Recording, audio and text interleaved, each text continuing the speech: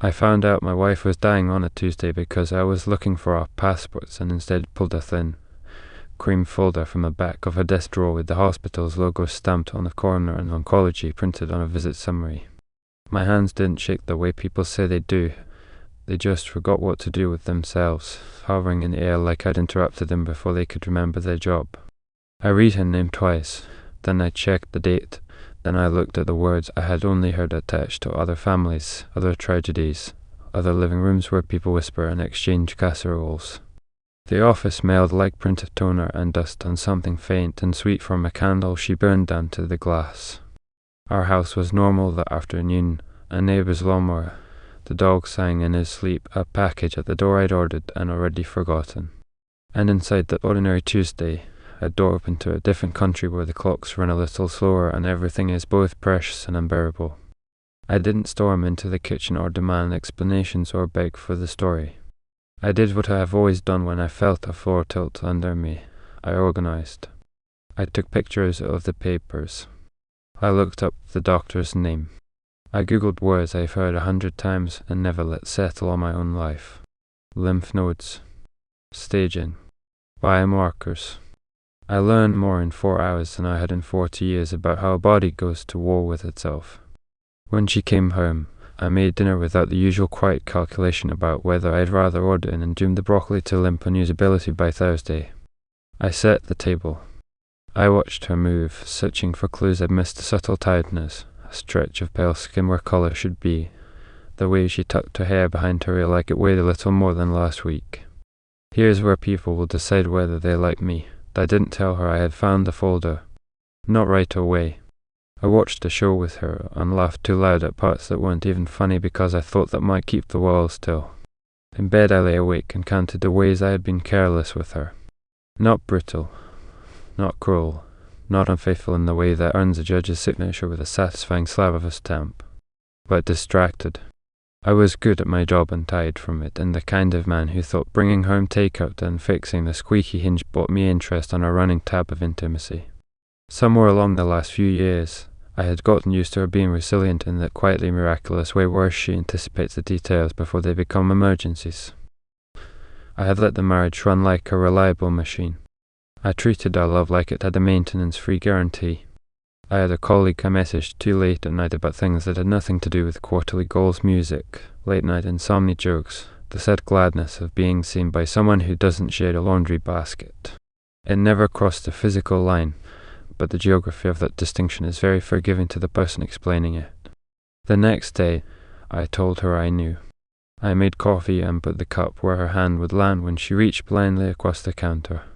I told her I'd found the folder while hunting for passports, and it turned out a stupid hope of mine that she'd say it was nothing, some clerical error, a lab code that meant something else. She looked at me for a long time like she was measuring how much honesty I could hold without spilling, and then she nodded. She said she hadn't wanted me to look at her like a project or a tragedy. She said she didn't want pity more than she wanted anything. She said she had planned to tell me when she had a better sense of what it all meant, when there was a path and not just a cliff. She cried a little and then got angry with herself for crying, and then apologized for the anger and the tears in the same breath. The apology was for me and for herself for the years before this Tuesday where she had been the strong one, the generous one, and now would have to practice receiving. I took time off from work that week without telling anyone why. I didn't want the sideways sympathy, the performative concern that buys nothing but awkward hallway conversations. I used my PTO like sandbags against a flood. I learned the names of her doctors and her ports and scanned prep drinks.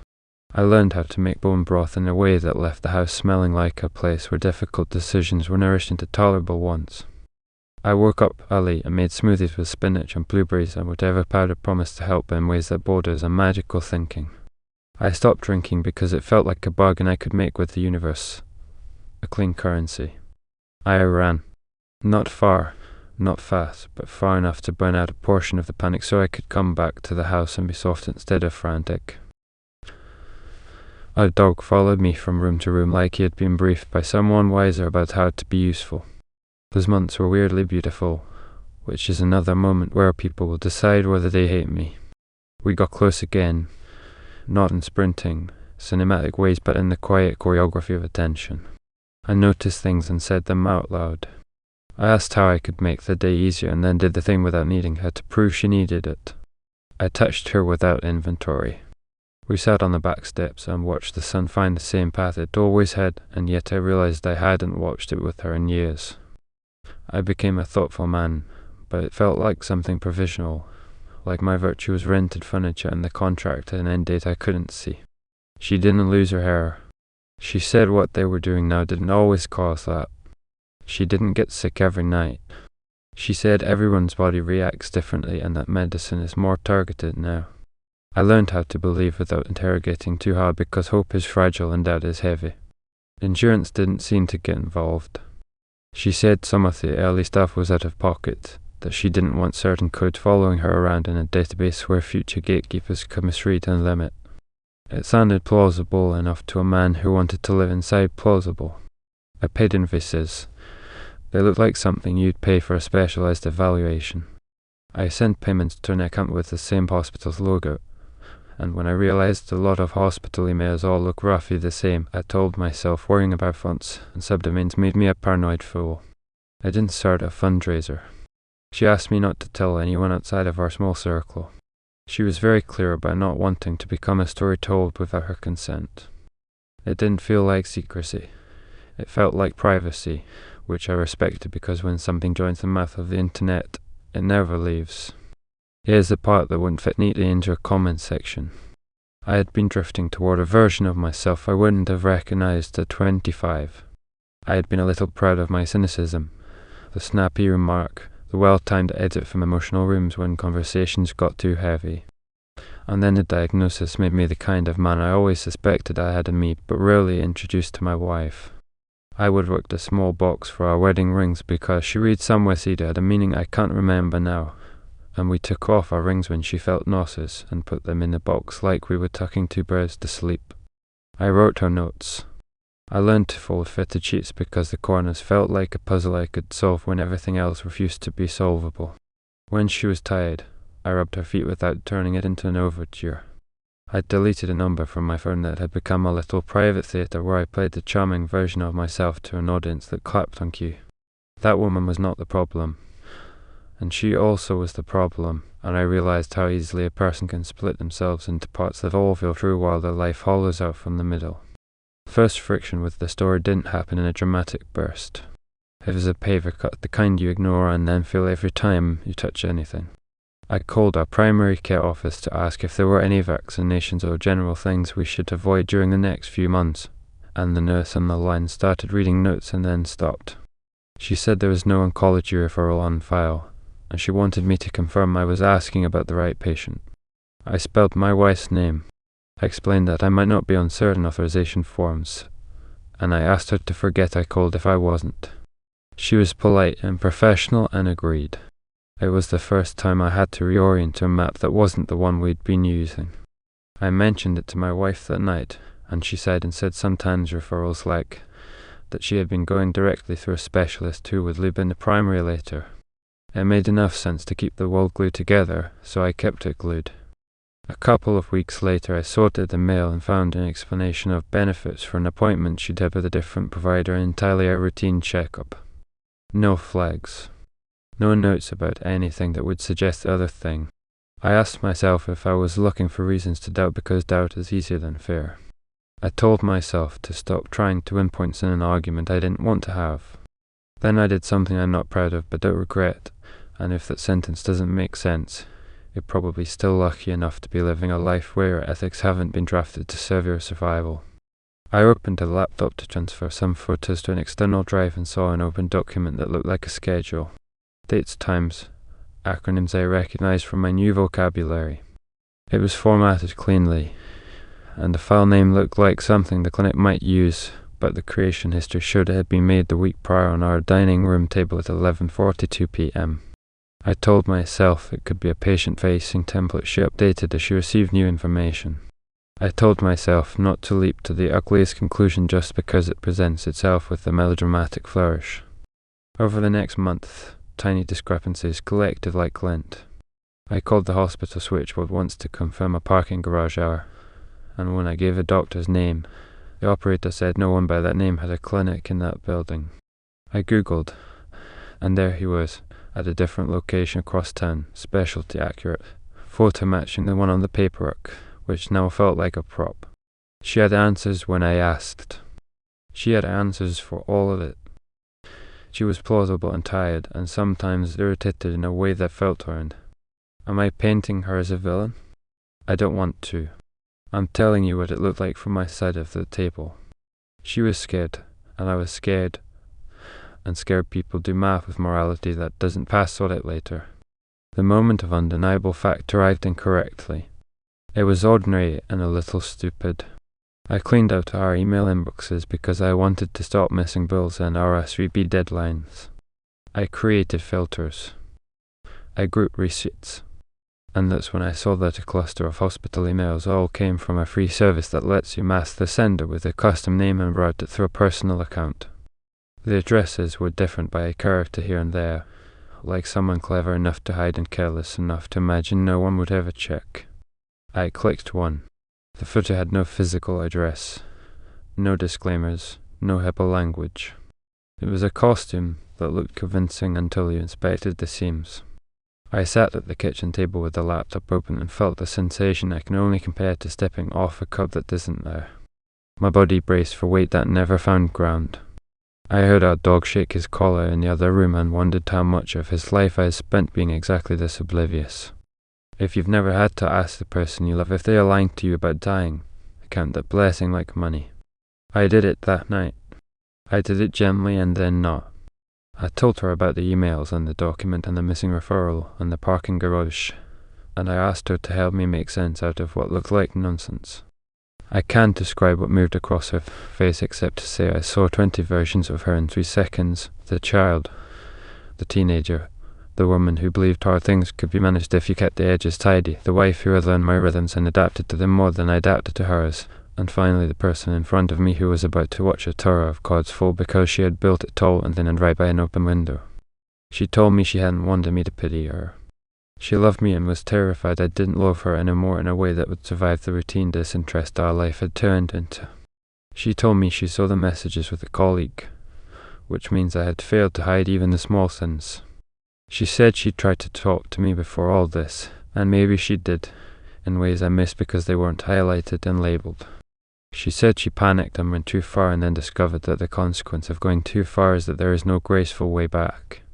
She said the first paper I found was a real visit summary from a specialist who had used the word oncology, technically, because it was his field, and she built a story around a word that felt like a spell that could freeze me in place long enough to come back to her. What do you do with that? I held the table because I needed something that wouldn't change shape under my hands. I wanted to break a glass and also hold her and also run. I wanted the judge to materialize in a room and bang a gavel and tell us how the scene ends and where everyone sits in the credits. And then I wanted to still be the good man I had practiced being these months, except now my lines belonged to a play I couldn't stay in without hating myself. I had been so tender. I had been the version of myself I wish I had offered her freely years ago. But all of that generosity rested on a false floor she had built, and I had agreed to dance on because I liked the feeling of my feet moving again. We went to therapy. Of course we did, because that's what responsible people do when they break something that isn't supposed to be disposable. The therapist was careful and competent and asked us to tell the story without leaning too hard into the parts that made our version righteous. I did my best. My wife talked about desperation like it was a weather system she got caught in without an umbrella. She talked about standing in our kitchen 2 months earlier and watching me laugh at my phone in a way I hadn't laughed with her in a long time. She said she thought the thing inside a diagnosis this sharp, bright fear we both had felt since the folder would magnetize us back to our center. She said she didn't want pity, which is a strange phrase in this context, but I understood it. She wanted attention that didn't arrive with the unspoken downgrade of respect. She wanted devotion without the quiet, exhausted sigh that travels with caregiving. And for a while she got exactly what she was starving for, and so did I. Money made its own scar. I had moved things around to create a safety net. I sold the motorcycle I loved in a performative gesture that wasn't entirely performative. It felt right to trade speed for steadiness. I turned down a promotion that would have meant more travel. I said no to a hunting trip my brother planned. The opportunity cost piled up in a shape you can't itemize on a spreadsheet without looking like a cold man counting pennies next to a hospital bed. After the truth, that ledger turned radioactive. I found receipts for a consultant who ran a wellness practice out of a shared office. They were precisely the amounts I had unquestioningly paid. The bank account the invoices related to was a personal, not institutional, account. These are the kinds of details that make armchair jurors foam at the mouth. See? Spam. And yes, it looks brutal in writing. But I also know the person who did it to me is the person I had breakfast with for years, the woman who laughed at my dumb jokes and knew exactly how I take my eggs. Human beings do monstrous things for reasons that don't feel monstrous inside their own chest. Maybe you are waiting for the part where I confess the whole thing was my fault because I starved our marriage to the point she foraged. Or maybe you are waiting for the part where I swear I will never forgive her because she hijacked the most sacred fears and drove them until the wheels fell off. Both are true and neither is sufficient. I own the distance I created by leaving parts of myself outside our house because it felt easier to be admired by strangers than to be accountable to someone who knows my inventory of laziness and pride. I own messaging that colleague in a way that warned me while cooling my home. And she owns inventing a crisis to command my presence because a request felt like a gamble she thought she'd lose. When the therapist asked what we wanted now, I said I wanted a marriage I didn't have to supervise like a clever teenager. I wanted to stop calculating whether any given moment was an authentic offering or a performance. I wanted to live in a house where no one staged disasters to get the other to show up. My wife said she wanted to start over on honest ground and promised she would accept consequences without defensive speeches. For a few weeks, we tried. We reintroduced normal activities. We made dinner and didn't talk about doctors or invoices or the smell of antiseptic calls that, in hindsight, had mostly been imagined. But trust is not a switch. It's a lung. It needs air, and it needs not to be punched. I kept seeing the emails. Not literally those were deleted, but in every blank page of every day, I kept seeing the addresses with their tiny variations, the invisible labor of deception that requires so much intention. You don't build a lie once. You maintain it. You patch holes and invent callbacks and calibrate your face to match the script. I realized that, somewhere along the line, my wife had been living a second life inside ours, a world where she wrote the cues and my role was to be better. And I had been living a second life too, not scandalous enough to headline but disloyal enough to rot the subfloor. We had built a marriage made of two staged apartments, sharing a wall. The air didn't circulate.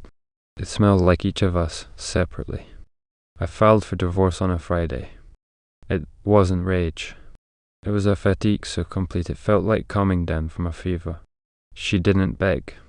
She asked me to stay long enough to make the paperwork civil. She said she understood. She told me she would tell her parents in a way that didn't make me the villain because she didn't need that, which is a measure of grace I hope I learn to match before I die. We split the house and the dog and the photos.